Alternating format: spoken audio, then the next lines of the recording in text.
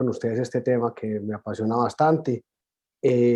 Para no dar largas, ¿te parece si empezamos de una vez, profesor? Correcto. Sí, señor. Listo. Muy bien. Entonces, vamos entrando en materia de una vez. El angiotac de tórax. Bueno, primero saludo por si hay grabación de todo esto. Muchas gracias a la asociación y a todos los que pues, me invitaron y a todos los asistentes. Esperemos que sea de su interés y agrado la conferencia y que aprendan bastante, que esa es la idea. ¿Listo? Entonces, vamos a hablar sobre el angiotac de tórax, pero la primera diapositiva es, realmente no existe un angiotac de tórax. Y ahí es por cuando ya entro en materia directamente y les digo, el tórax está lleno de estructuras vasculares, venosas, arteriales, el corazón, las coronarias. Y si vamos a hacer un orden, tenemos que ver que tenemos la aorta, la raíz aórtica y el arco aórtico y la aorta descendente. También más adelante vamos a ver por qué separo la raíz del arco aórtico y la aorta descendente. Tenemos la vasculatura pulmonar. Miren que no mencioné arterias pulmonares, dije vasculatura pulmonar, porque tenemos también las venas pulmonares, que a veces las olvidamos bastante.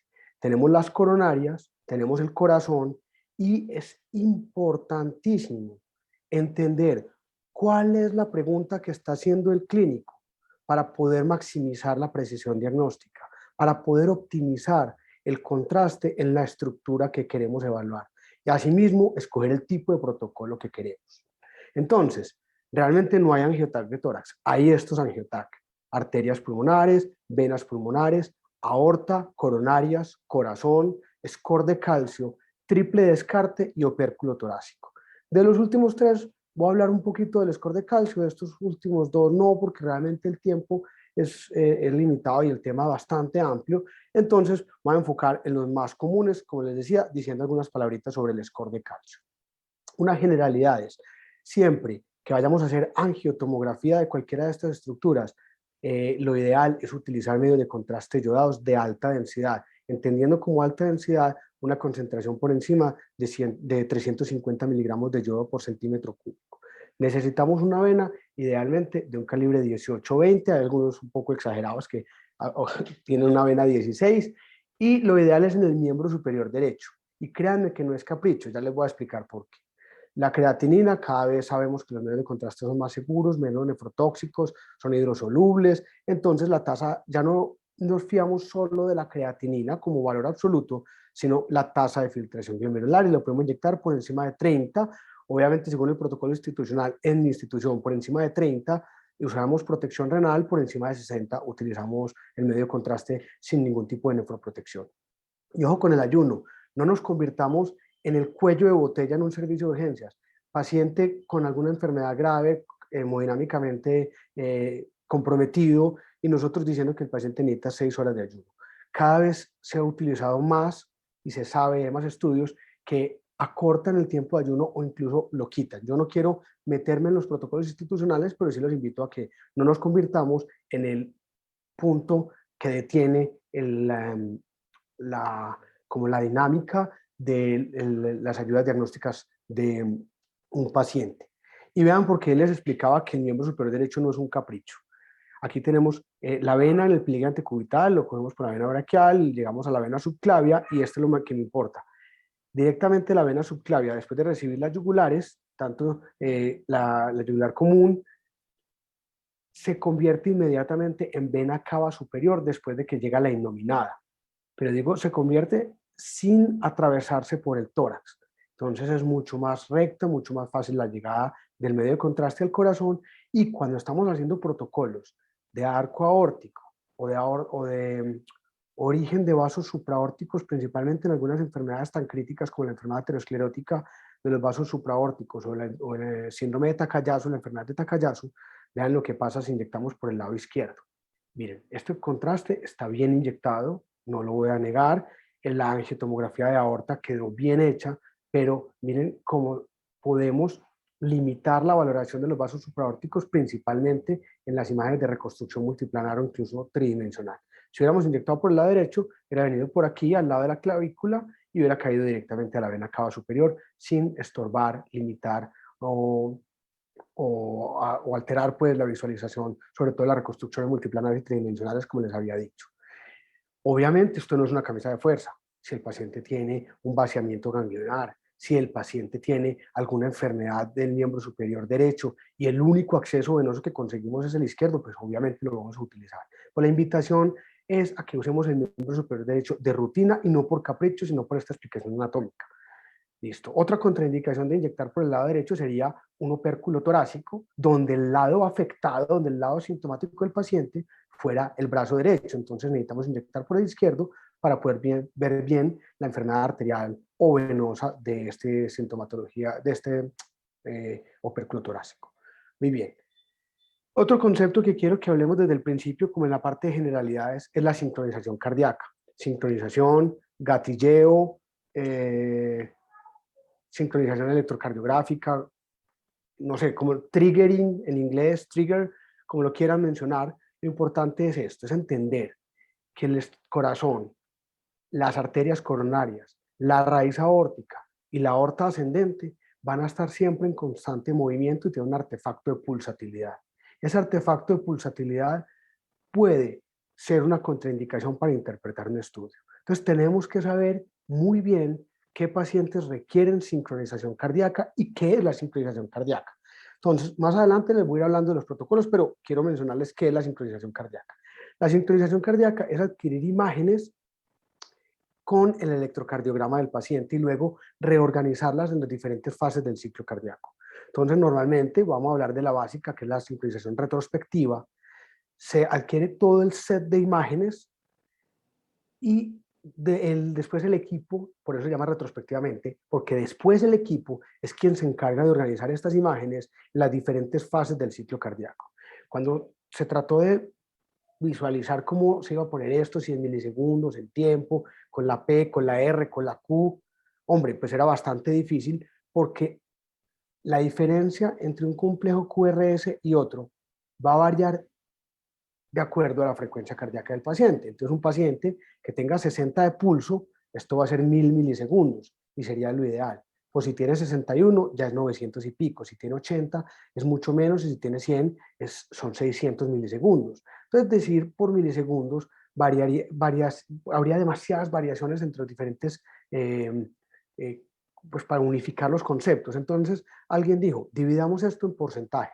El 0% es aquí, el 100% es acá, y lo dividimos en cifras iguales. Y podemos unificar que más o menos la sístole ventricular ocurre en el 40%, aunque aquí ocurre esa sístole ventricular, que es el momento de contracción isovolumétrica, es decir, que el corazón empieza su ejercicio de contracción, pero todavía no hay disminución de volumen y por lo tanto el corazón está relativamente quieto, ocurre en el 40%. Y la relajación o la diástole isovolumétrica ocurre más o menos en el 70-75%. Quiero que memoricen estos dos números, 70 y 40. Fácil. Sístole 40, 70 la diástole. ¿Por qué? Porque son los periodos donde el corazón está más quieto y son los periodos donde vamos a utilizar más las imágenes de sincronización cardíaca. El 70% lo vamos a utilizar muchísimo, ya les voy a explicar por qué. El 40 lo utilizamos un poco menos en la valoración de arterias coronarias. Entonces, ya más o menos les expliqué con esta diapositiva que es una sincronización retrospectiva. Todo el ciclo cardíaco organizado en porcentajes de 10 en 10. Si alguien quiere organizarlo de 5 en 5, pues van a salir el doble de las imágenes y se puede organizar tanto de 1 en 1, pero estándar de 0 a 90 con intervalos de cada 10%. Y aquí hablo también de la sincronización prospectiva.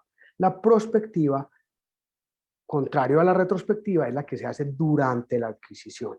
Entonces, el equipo sensa electrocardiograma, adquiere en una sola fase del ciclo cardíaco, que la gran mayoría de las veces es la diástole, que es la del 70%.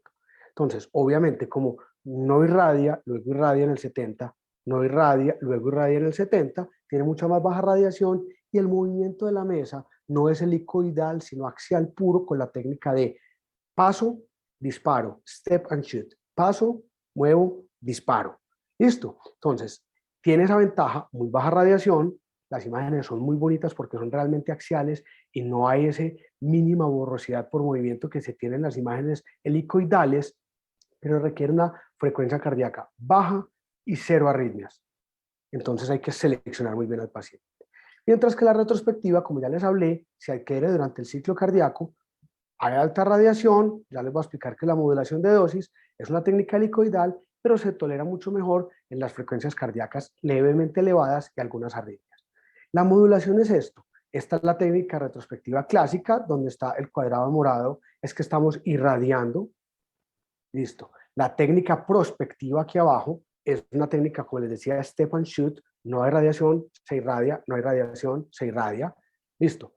Pero la técnica de modulación es donde hay una corriente baja durante las fases, entre comillas, no tan importantes, y sube la radiación para la fase del 70% y vuelve y baja. Entonces, con esto se logra atenuar un poquito la dosis de radiación, que a veces es muy alta.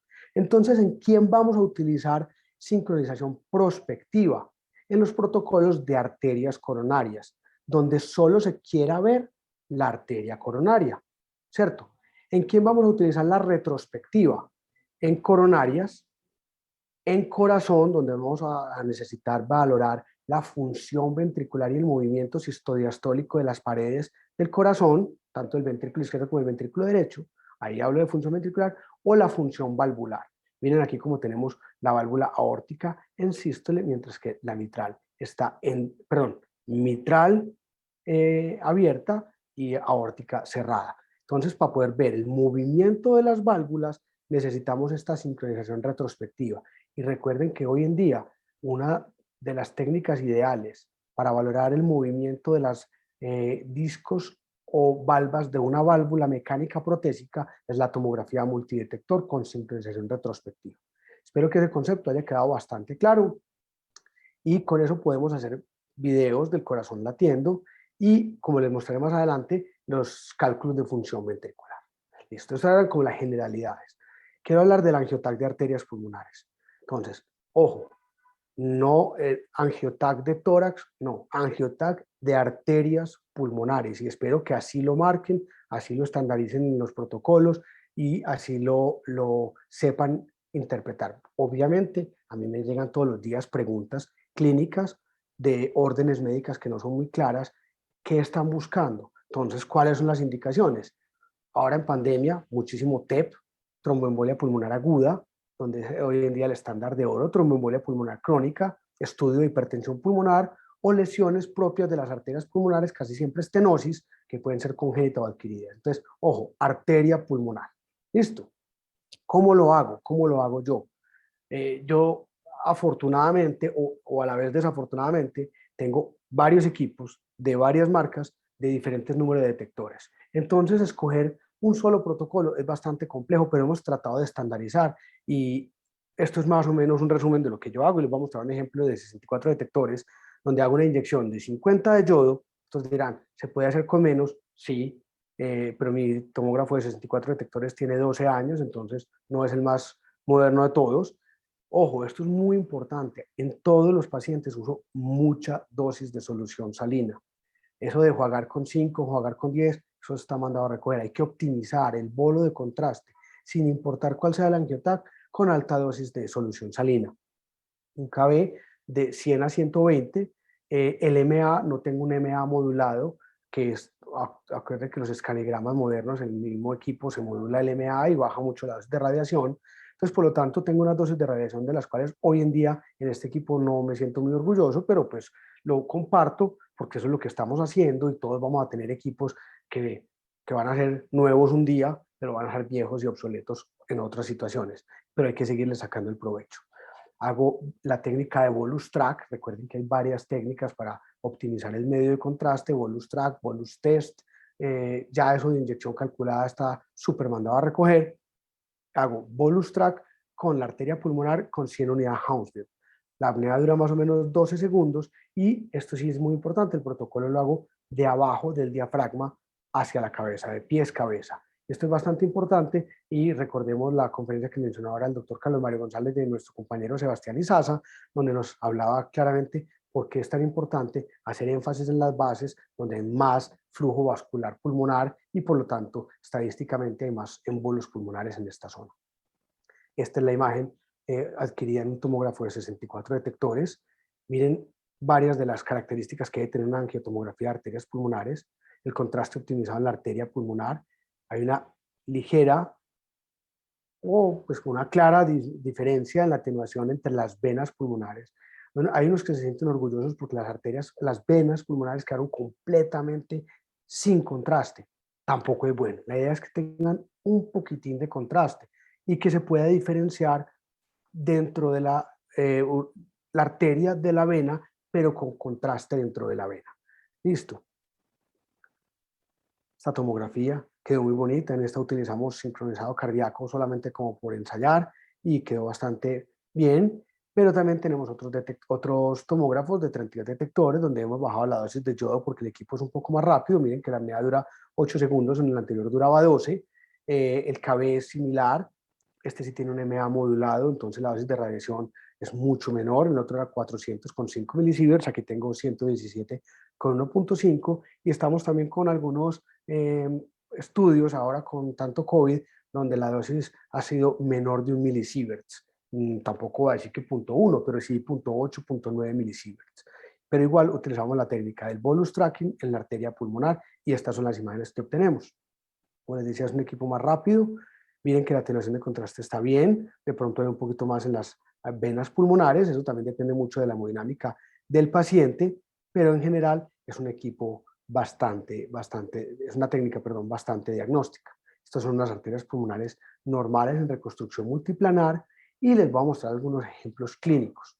Empezando primero por esta diapositiva donde les decía, ojo, el doctor Sebastián ya nos dio una conferencia, yo estoy mostrando mi técnica y aún así la literatura reporta que hasta el 19-20% de los angioTAC no son de una adecuada calidad diagnóstica. ¿Por qué? ¿Por el paciente? ¿Por el contraste? ¿O porque no utilizamos una técnica apropiada en pacientes obesos o con alguna característica especial? Entonces, lo que más vemos es el movimiento respiratorio. ¿Por qué? Normalmente estos pacientes, cuando realmente está bien indicada la angiotomografía en un paciente inestable, con disnea y todo, no toleran apnea ni siquiera de 8 segundos. Entonces hay mucho artefacto, no solo de la pulsatilidad, que en este contexto no es tan importante, sino de el movimiento respiratorio y a veces es muy difícil evaluar el parénquima pulmonar en este tipo de tomografías. Hay mucho ruido en la imagen por pacientes obesos y lo más importante, que es como lo más difícil, no se opacifican bien las arterias pulmonares o lo que les mencionaba, que no hay nada de contraste en las venas pulmonares. Y ojo, no siempre más detectores o más rapidez es mejor. Se sabe que obviamente las apneas son más cortas, pero a veces es más difícil cuadrar el tiempo de la adquisición, organizar bien lo del bolus tracking o el bolus timing. Entonces, ahí la invitación es a que se sienten como tecnólogos, con su grupo de radiólogos y organicen el protocolo. Pero ojo, organicen ese protocolo y lo compartan. Cada rato ve uno tecnólogos que dicen, yo lo hago así, y el tecnólogo que llega al mismo equipo, a la misma institución, y se sienta en la misma silla del anterior, coge otro protocolo. Por favor, eso se ve un poco feo, hombre. El que lo haga más bonito, que lo comparta y tengan una técnica para pacientes obesos, una para pacientes de apneas de poca duración, otros para con modulación de dosis, toda la cosa, pero tengan unos protocolos unificados. Esto aplica para todo, obviamente. Y realmente decir la palabra mágica de que así se hace, hombre, es bastante complejo. Hay algunos lineamientos generales, por eso les digo, ya está mandado a recoger el bolo calculado. Tiene que ser o con bolus timing o con bolus tracking. Tiene que ser de abajo para arriba, del diafragma hacia la cabeza. Y un lineamiento que funcione para todos, diferente a estos dos, es bastante complejo, pero los invito pues a que con lo que hemos conversado y con los dos ejemplos que les puse, de un 32 detectores y de un 64 detectores, pues hombre, tratemos de optimizar esto. Y como les decía, no es que queden vacías las venas pulmonares, que ese a veces es un error bastante frecuente. Tampoco se fíen de los MIPS. ¿Por qué? Las venas y las arterias pulmonares son estructuras que aún sin contraste tienen mucha más atenuación que el parénquima pulmonar, que es hipodenso alrededor. Obviamente es aire, lo otro es sangre, tiene hierro, atenúa en los rayos X. Entonces, Usted dice, doctor, pues que yo le hice un MIP y ahí se veían. Hombre, miren esto. Este es un MIP de un tórax simple. Se ven las venas y las arterias pulmonares. Así que, porfa, no utilicen las imágenes MIP para tratar de salvar un estudio que no les quedó bueno. Definitivamente, el MIP no es la técnica que les va a ayudar, sino mirar bien el contraste dentro de la arteria pulmonar y que tenga una atenuación de 250 unidades Hounsfield. A veces toleramos 200 y que haya algo de contraste en las venas pulmonares. Y también para presentar el estudio, para guardar las imágenes, hay una ventana que ya se sabe que es la ventana angiográfica ideal. Y fue descrita para tromboembolia pulmonar y para angiotac de tórax, pero puede ser aplicada en aorta abdominal, incluso en arterias coronarias. ¿Y cómo se consigue esa ventana ideal? Se toma un ROI en la estructura a evaluar, en este caso la arteria pulmonar, el ROI da 500 y ponemos el nivel de ventana en la mitad y el ancho de ventana al doble. El doble y la mitad, así de sencillo. No tiene que ser matemática, no tienen que sacar calculadora porque les dio 497 el ROI. Entonces ahí se enreda uno, no. 497 es 500, póngalo en 250 y 1000 y así van a lograr una ventana muy cómoda. ¿Y qué ventajas tiene esta ventana angiográfica tanto en arterias pulmonares como en cualquier otra estructura del cuerpo? Que es suficientemente densa para mostrar el contraste en el interior del vaso. No es tan densa para borrar las calcificaciones de la pared, que esto es más útil en aorta por la parte de enfermedad aterosclerótica, y tampoco es tan fuerte como para borrar pequeños trombos, sobre todo segmentarios o subsegmentarios. Entonces, como les digo, esta es la ventana ideal angiográfica, el nivel a la mitad y el ancho al doble, el doble y la mitad. ¿Listo? Y ahora sí, los ejemplos clínicos que les ponía. Este es un ejemplo de una mujer joven con antecedente de coronavirus y si ustedes miran, tenemos contraste muy denso en la vena cava y por donde inyectamos, que se inyectó por el brazo izquierdo. Miren cómo en teoría borraría los vasos supraórticos, que era lo que yo les decía que queremos evitar, pero un angiotac pulmonar no tiene tanta importancia porque no queremos ver vasos supraórticos. Y el medio de contraste dejó de pasar por la arteria pulmonar, pero ya había pasado un segmento. Este artefacto lo conocemos ya y se ha discutido en esta reunión previamente, se llama el artefacto de interrupción transitoria del bolo del medio de contraste. ¿Qué pasa? El paciente hace una inspiración forzada y esa valsalva, ese mecanismo de pujo, por así llamarlo, interrumpe el contraste y por eso se acumula en la cava y en el sitio de inyección. Pero ya había pasado algo, entonces ese que pasó se va a cavidades izquierdas y a la aorta. Entonces, ¿qué tenemos que aprender de este caso? Decirle a la paciente que por favor haga una respiración mucho más suave, que incluso no tome aire, sino que simplemente deje de respirar, que si las condiciones son buenas, la apnea es de 8 segundos y probablemente la vaya a tolerar simplemente parando de respirar. Este examen lo repetí a los 2-3 días de haber hecho esto. Miren que la inyección se hizo por el lado derecho, aquí. Miren cómo el contraste bajó y se dejó lavar por el bolo de solución salina. Y se ve el contraste optimizado en arterias pulmonares y menos en cavidades cardíacas izquierdas. Listo, entonces, interrupción transitoria del bolo de medio de contraste. Denme un segundo, por favor.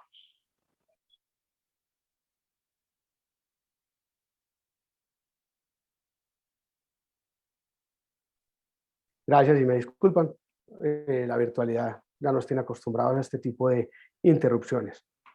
Muy bien. Entonces, esto es lo que les mostraba, la interrupción transitoria del medio de contraste y la calidad óptima de la imagen, solo cambiando la respiración del paciente. Muy bien. COVID, arterias pulmonares, miren este gran trombo, que aquí les tengo las imágenes, una embolia pulmonar, vemos desde arterias segmentarias, arterias principales, esto se conoce como un trombo en silla de montar, y hay un compromiso severo, ahí está el trombo en silla de montar, y este es un compromiso severo de ramas pulmonares izquierdas y derechas en este paciente con COVID. No les mostré aquí, perdón, me devuelvo. Y quiero mostrarles cómo también tenía repercusión sobre las cavidades derechas. Tenemos una dilatación de la aurícula derecha, no está tan dilatado, pero ya hay una tendencia al aplanamiento del septo interventricular y un reflujo del contraste al seno coronario y a la vena cava superior. Inferior, perdón, vena cava inferior. Entonces tenemos una embolia pulmonar severa, no se habla de masivo por tomografía porque el término masivo es un estado hemodinámico de hipotensión, entonces digámoslo severo, por así llamarlo, en un paciente con COVID ahora con la pandemia. Y una de las ventajas de la angioTAC de arterias pulmonares en el contexto del paciente con disnea y dolor torácico es que cuando no se hace el diagnóstico de embolia pulmonar, aunque el contraste no está optimizado para otras estructuras, también se logran hacer otros diagnósticos, como en este paciente con una disección de aorta que convertía desde el arco aórtico, se asociaba con hematoma y que llegaba hasta el hemopericardio. Listo. Entonces es muy útil porque la angiotomografía de tórax nos da diagnósticos diferenciales. Muy bien. Entonces, vamos a las venas pulmonares. Entonces recuerden, les había dicho, olvidamos las venas pulmonares. Vamos a hacer un mínimo repaso anatómico. La sangre desoxigenada llega a través de la vena cava superior, vena cava inferior, seno coronario, que es el retorno venoso del corazón, a la aurícula derecha, ventrículo derecho, sale a la arteria pulmonar, va a los pulmones, se oxigena y las venas pulmonares trae la sangre oxigenada a la aurícula izquierda. Son normalmente 4 venas pulmonares, una superior derecha, una inferior derecha, superior izquierda, inferior izquierda y llegan a la aurícula izquierda. Llegan a la aurícula izquierda para luego llevar la sangre oxigenada a la aurícula, ventrículo izquierdo, aorta y hacer la circulación normal. Listo, eso es importante porque a veces ni siquiera ese flujo sanguíneo lo recordamos y perdemos de vista a las venas pulmonares. ¿Para qué se pide una angioTAC de venas pulmonares? Entonces, también un breve repaso anatómico y fisiológico. Donde llegan las venas pulmonares a la aurícula izquierda, están unas células transicionales entre células que recubren el corazón y células que recubren la vena, el endotelio de la vena, y esas células funcionan como focos de arritmia para la arritmia más frecuente del ser humano, que es la fibrilación auricular.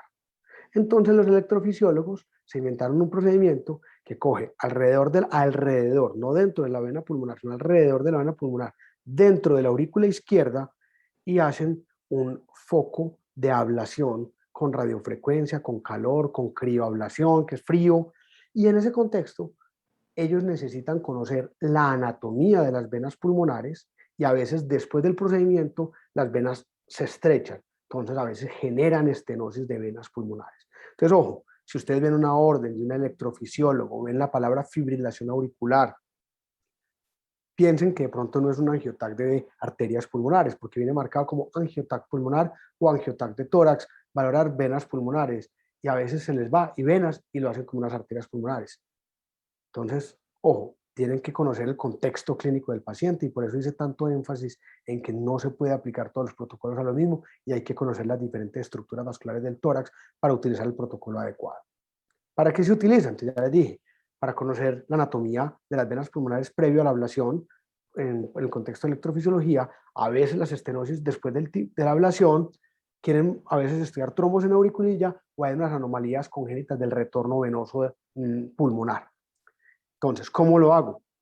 Este estudio casi siempre lo hago en el tomógrafo de 64 detectores y lo hago con sincronización cardíaca, no tanto por las venas, sino para poder ver bien la auriculilla izquierda y la presencia de trombos en la auriculilla. ¿Es una indicación que siempre sea sincronizado? No, pero pues yo les muestro lo que yo hago. Cuando vienen estos estudios de electrofisiología, yo lo hago con sincronización retrospectiva, aumento un poquito la dosis de yodo a 60 centímetros, en arterias pulmonares uso 40, máximo 50, aquí uso 60, uso un buen bolo de solución salina, un KB entre 100 y 120, pero miren que con la sintonización retrospectiva se me sube bastante la dosis de radiación, ya que expliqué, mi equipo no es, está viejito ya, vamos a mejorar el equipo próximamente, y el bolus tracking, esto es bastante importante. El bolus tracking lo hago en la aurícula izquierda. Entonces, miren, se les presento la aurícula izquierda. Pongan un ROE aquí. tienen suficiente espacio para ponerlo. Y pongo un ROI de 100 unidades Hounsfield.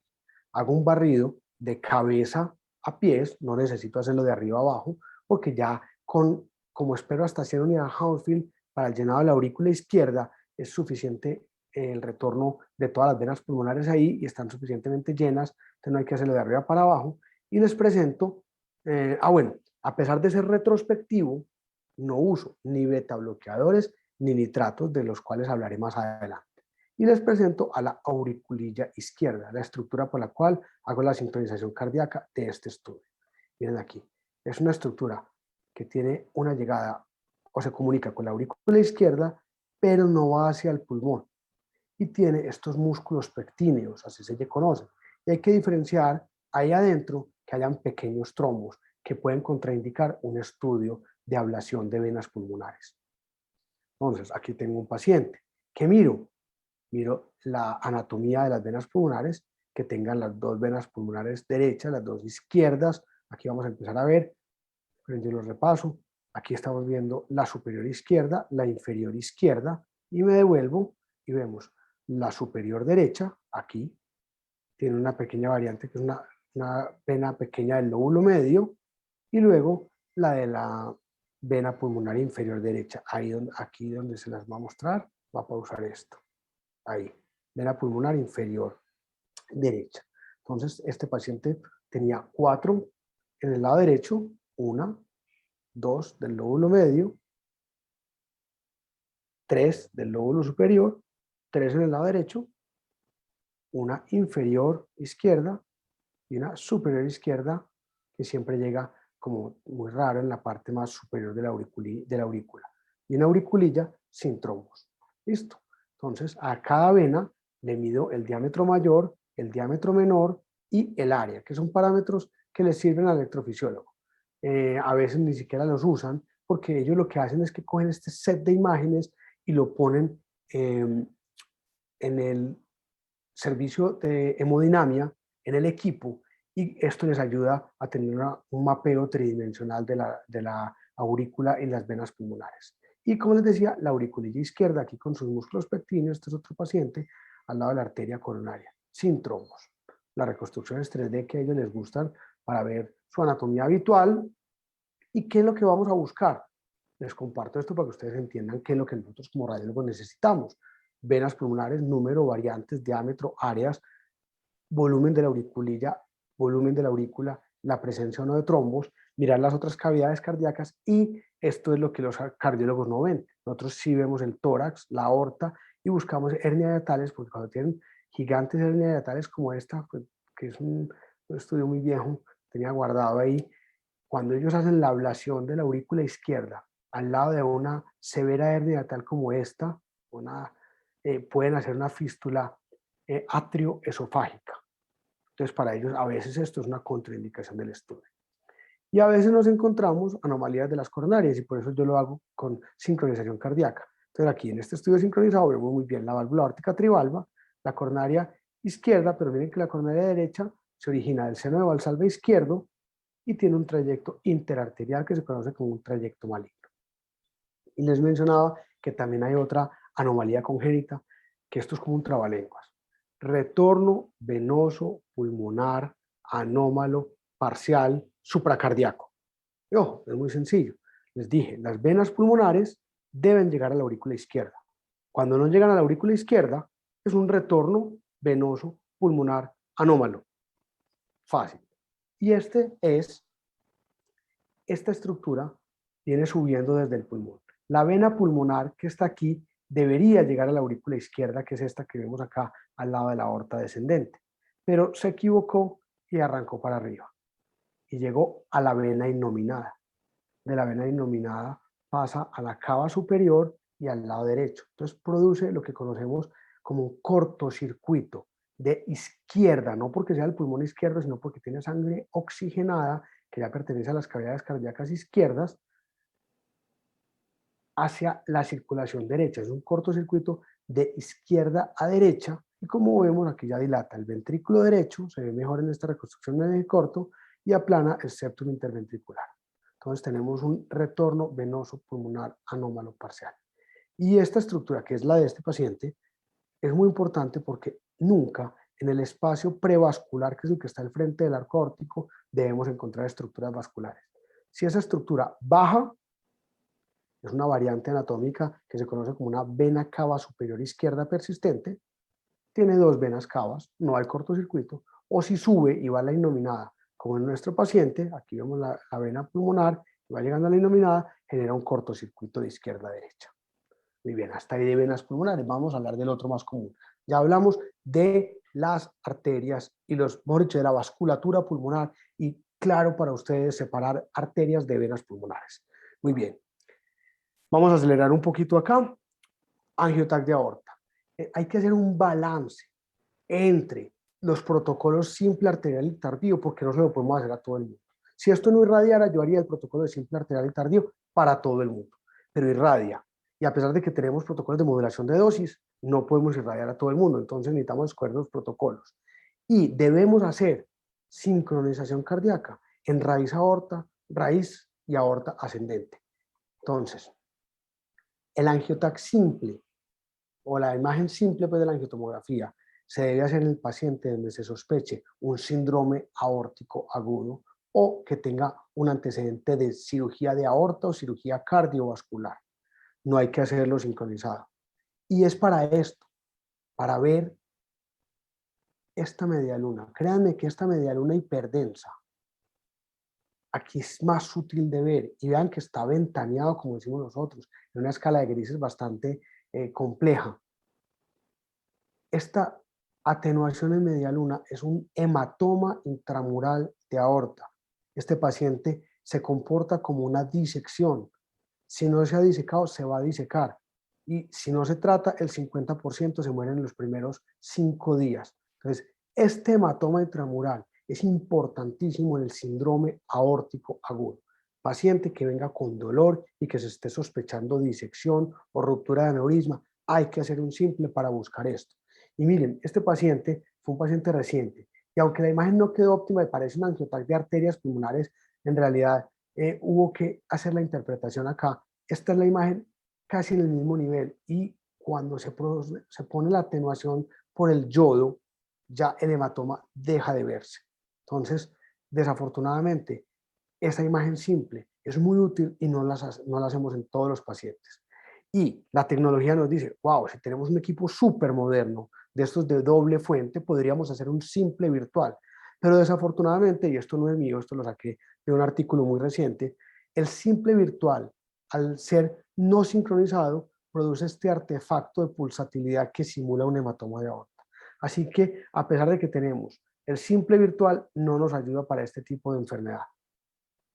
Y les decía, la aorta tiene 4 niveles claros. Raíz, que es válvula, senos de Valsalva y la unión sinotubular, y la aorta ascendente, arco aórtico y aorta descendente. De aquí para abajo, válvula, senos de Valsalva, unión sinotubular, aorta ascendente proximal y aorta descendente distal, hay que realizar sincronización cardíaca. Miren este paciente, lo mandan con una sospecha de coartación, es un paciente muy joven, miren qué bonito el arco aórtico y la aorta descendente, pero ¿quién se atrevería a decir que no tiene una disección de la aorta ascendente o una enfermedad de la raíz? Uno probablemente diga que no está dilatado y eso pues cuando mucho, pero realmente, si este lo hubieran pedido en el contexto de un paciente urgente con la sospecha de disección, uno lo lee como una disección. No, muchachos, válvula, senos de Valsalva, unión sinotubular y aorta ascendente, lo que se conoce como raíz y aorta ascendente, con sincronización cardíaca. ¿Qué hago yo? Pongo un ROI en la carina, no lo pongo en el arco aórtico, lo pongo o en la aorta descendente o en la aorta ascendente, según el protocolo, pero nunca en la parte del arco aórtico, porque el axial se puede movilizar, es mejor una imagen más estable. Uso dosis baja de contraste cuando solo es de aorta torácica, si es de aorta toracoabdominal, aumento la dosis de contraste. Y este angiotac de aorta torácica está indicado en esto, en aneurisma de aorta, en patología aórtica aguda donde se sospecha disección, hematoma, ruptura, en alteraciones congénitas de la aorta, como este caso de coartación que tengo en la pantalla, Y hay otras anomalías congénitas, incluyendo el síndrome de Marfan, la enfermedad de Takayasu, donde se comprometen los vasos supraórticos y no los debemos tapar inyectando por el lado izquierdo. Y aquí les tengo un caso de una anomalía congénita. Miren aquí qué tan interesante, una dilatación de la aorta ascendente, múltiples ramas de circulación colateral aortopulmonar. Estas son las arterias pulmonares saliendo desde la aorta y vemos que no tiene arteria pulmonar. Rápidamente, para no demorarme, en este caso tenemos un arco aórtico derecho, una comunicación interventricular subvalvular, una aorta cabalgada y una severa hipertrofia del ventrículo derecho en el contexto de una tetralogía de Fallot. Aquí tenemos la visualización de las ramas de circulación colateral aortopulmonar. Listo. Lo que les decía de Marfan, una dilatación de la raíz aórtica, una disección de aorta, una disección que se extendía hasta las ilíacas, y aquí se hizo un tóraco abdominal donde se veía una ectasia dural. Son imágenes muy viejas, pero es una publicación del 2000, que publiqué pues en el 2006, donde se ve muy bonito este caso de un síndrome de Marfan. Y este caso, que es lo que más vemos comúnmente, que son las coartaciones. Traten de seguir aquí la aorta descendente. Miren cómo se va poniendo estrecha, se estrecha, y ahí es puntiforme. La reconstrucción es muy evidente. Y miren, esto es un TAC que no tiene sincronización cardíaca y que además el paciente respiró un montón, y aún así es súper diagnóstico. ¿Por qué? Porque la enfermedad era acá. Pero si uno quiere una mejor evaluación y el paciente colabora, hace un angiotac con sincronización cardíaca, donde puede valorar la válvula trivalva, que el 30% de estos pacientes es bivalva y se asocia con coartación, obviamente la coartación y la hipertrofia del ventrículo izquierdo. Aquí tenemos la circulación colateral, que no solamente es la de las mamarias, la del mediastino posterior, sino toda la circulación a través de la pared del tórax. La reconstrucción es 3D. Entonces, angiotac de aorta, utilizar y optimizar el protocolo y separar muy claramente cuando simple, que ya se los dije, cuando tiene una sospecha de síndrome aórtico agudo o es un posoperatorio de cirugía cardiovascular o de aorta. Todos fase arterial y fase tardía cuando hay presencia de endoprótesis para buscar las endofugas. No me voy a detener a hablar más de ahí, pero piensen, lean la historia, vean qué están buscando y organicen su protocolo.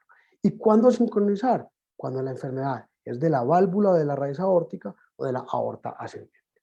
Entonces, pasemos a la angiotac de coronarias. Hoy en día se está utilizando la angiotac de coronarias y va a crecer un montón, porque nos sirve para un montón de estudios de pacientes con dolor torácico o enfermedad coronaria con pacientes de bajo riesgo o riesgo intermedio, o incluso en anomalías congénitas. ¿Cómo lo hago? Sincronización, retrospectiva o prospectiva. Obviamente, les dije, la prospectiva baja mucho la dosis de radiación, pues se requiere una frecuencia cardíaca bastante estable y ojalá por debajo de 60, 65 máximo, hago prospectivo. Si es más, retrospectivo, y ya les voy a hablar del beta bloqueador. Yodo, aquí utilizo el potencial máximo del inyector, porque utilizo yodo puro, yodo diluido y bolo de solución salina en estas dosis más o menos. 70 de yodo puro, 40 de una mezcla, 40-60 de solución salina y yodo, y 40 de solución salina pura. El KB siempre está entre 100 y 110, obviamente puede variar en niños o en pacientes muy gordos.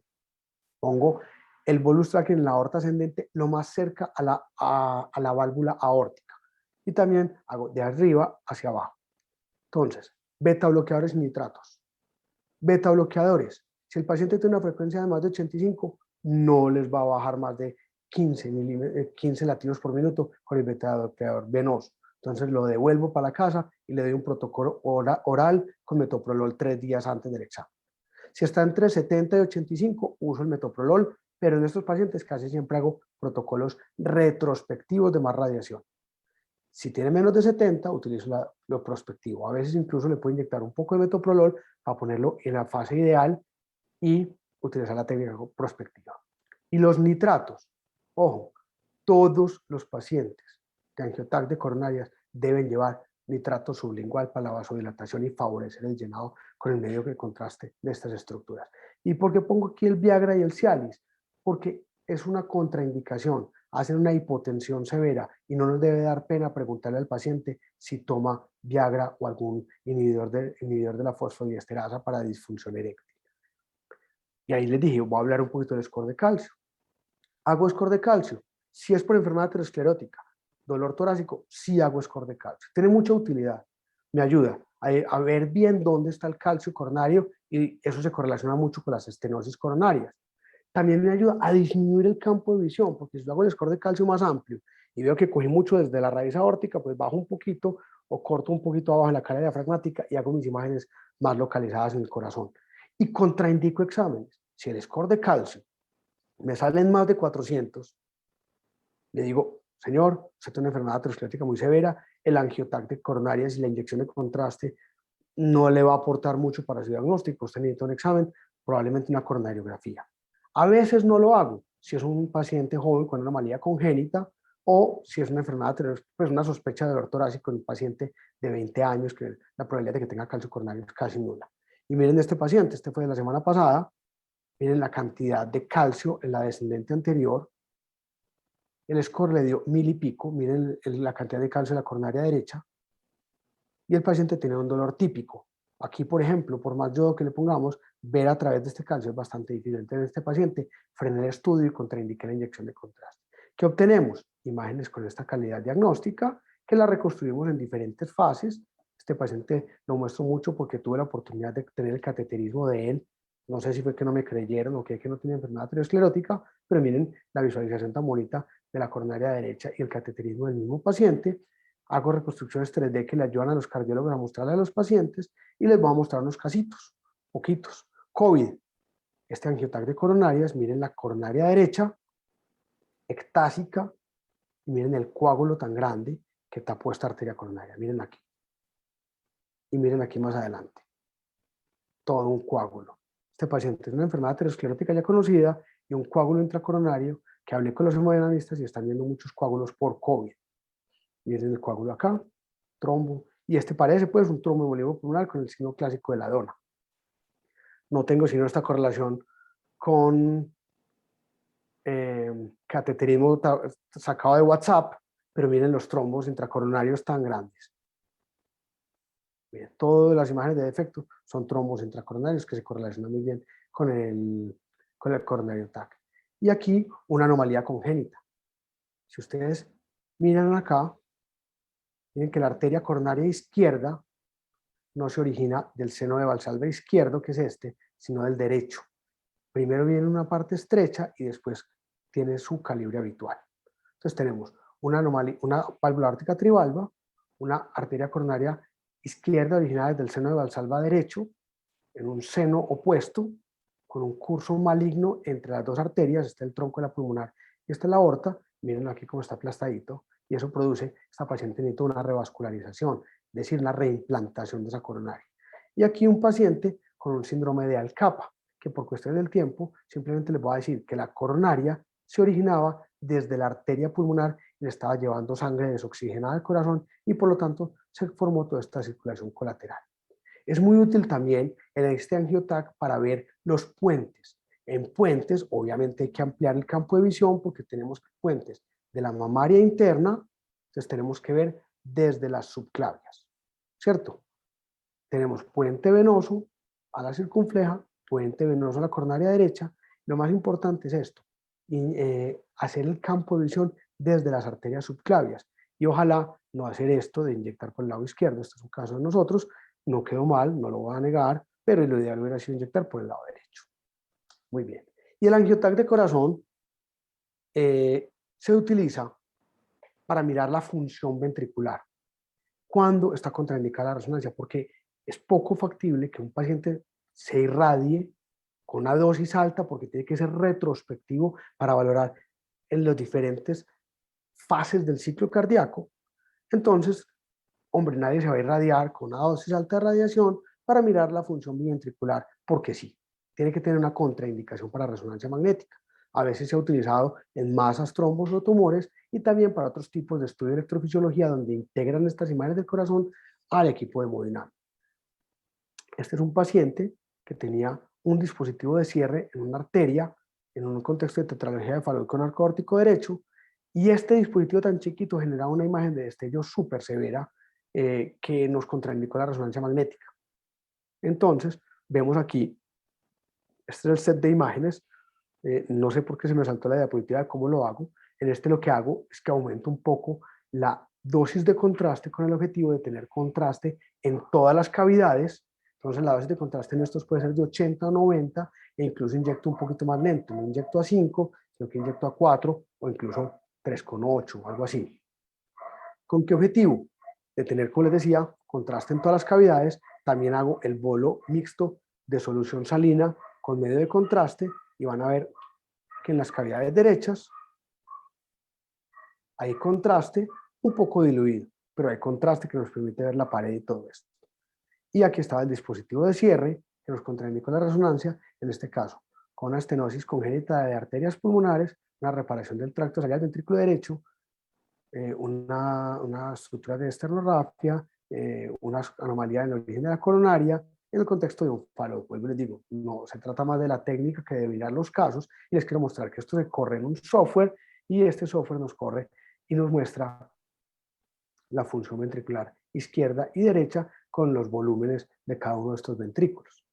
Y este paciente, por ejemplo, es una contraindicación de resonancia porque tenía un dispositivo tipo cardioresincronizador no compatible con resonancia, y aunque se ha visto que ya se pueden utilizar estos dispositivos con un protocolo adecuado, este paciente se decidió a hacer una tomografía de corazón. Vemos que el contraste está optimizado en todas las cavidades, un poquito más diluido en el lado derecho por el uso de ese medio de contraste dual, pero aún así, a pesar de que tiene el dispositivo y el electrodo, podemos caracterizar muy bien la pared del ventrículo derecho, donde se ve la infiltración grasa en estas cabezas de flecha y los aneurismas ventriculares en el contexto de una displasia regogénica del ventrículo derecho. Les quedo viendo la diapositiva de cómo se hace la angiotac de corazón. Obviamente todos son con sincronización cardíaca retrospectiva, más radiación, pero podemos valorar el movimiento si estoy astónico. Muy bien, entonces, conclusiones. Hay que revisar la historia médica y entender la pregunta para poder realizar la técnica más apropiada. Decidir si es una arteria pulmonar, una vena pulmonar, unas coronarias, un score de calcio, un corazón, una angiotac de aorta, si la angiotac es sincronizada o no sincronizada, si lleva o no lleva simple. Tienen que entender eso, muchachos. Revisar, unificar y socializar protocolos. Es que yo soy más teso que todos y yo tengo los protocolos especiales. No, señor. Se comparten con el servicio, se optimizan para el equipo, se hablan con los radiólogos y se utilizan por todo el servicio. Luego les digo, si esto no tuviera radiación, yo le haría simple arterial y venoso a todo el mundo y pare de contar. Tenemos que pensar a quién hacerle cada una de estas técnicas. Siempre la arterial, obviamente, en el contexto de angiotac, simple en síndromes aórticos agudos y posoperatorio, y venoso en endoprótesis. Nunca hacemos angiotac de arterias pulmonares venoso, no, o sea, son arterias pulmonares o son venas pulmonares, y va a una sola fase, nunca va con simple. ¿Listo? Entonces hay que balancear muy bien todos estos protocolos, con la radiación, con el concepto de ALARA que todos conocemos, y el uso de la sincronización cardíaca. Obviamente, va a empezar de abajo para arriba. Score de calcio va con sincronización cardíaca, corazón va con sincronización cardíaca, coronarias va con sincronización cardíaca, pero aquí podemos escoger prospectivo o retrospectivo, depende de lo que queramos ver, y aorta, cuando queremos ver la raíz aórtica y la aorta ascendente. Muy bien, con esto paro, perdón que me fui un poquito del tiempo porque está limitado para las preguntas, pero yo no tengo afán, así que nos quedamos lo que quieran.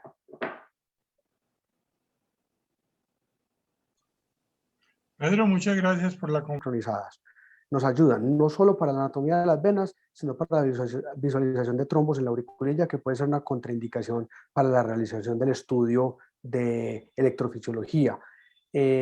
A mí personalmente, pues, o es mi concepto, porque las guías está que puede ser sin y con sincronización. Pero si ustedes me preguntan a mí, yo tengo que decir lo que dicen las guías, pero mis estudios de venas pulmonares son con sincronización. Tiene el limitante de la dosis de radiación, pero garantizamos un estudio que queda acorde para el paciente, y que si ustedes miran la radiación, cuando eso se lleva a electrofisiología y se acorta en 40 o 50 minutos un protocolo de venas pulmonares, fueron 40 o 50 minutos de menos radiación por parte del fluoroscopio, y ahí se ahorró la radiación. Entonces, ahí compenso. Yo lo hago siempre sincronizado. Aquí nos cuentan, tengo un 16 detectores